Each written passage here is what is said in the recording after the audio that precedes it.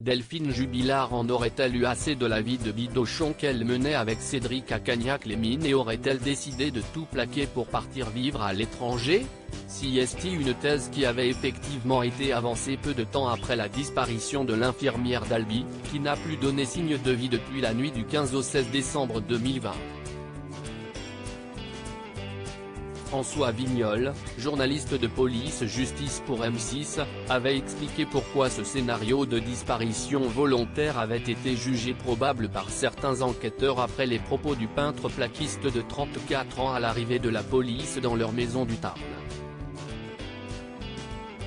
Le lendemain de sa disparition, Cédric Jubilard se serait ainsi montré particulièrement inquiet et angoissé par rapport à la disparition de sa femme et aurait évoqué avec beaucoup de détermination cette hypothèse.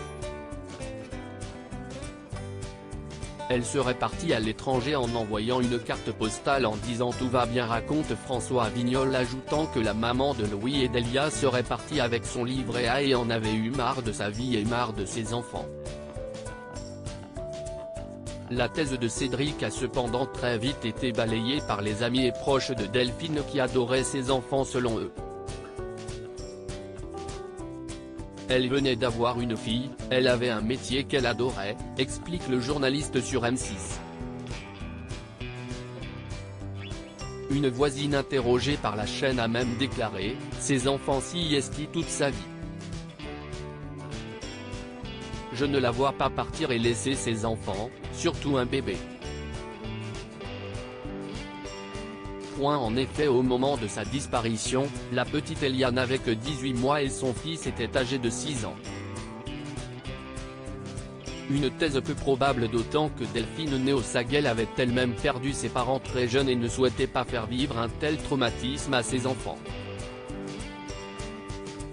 Si est bizarre, concluait la voisine, pas du tout convaincue par la thèse du départ volontaire de l'infirmière qui travaillait dans une clinique d'Albi.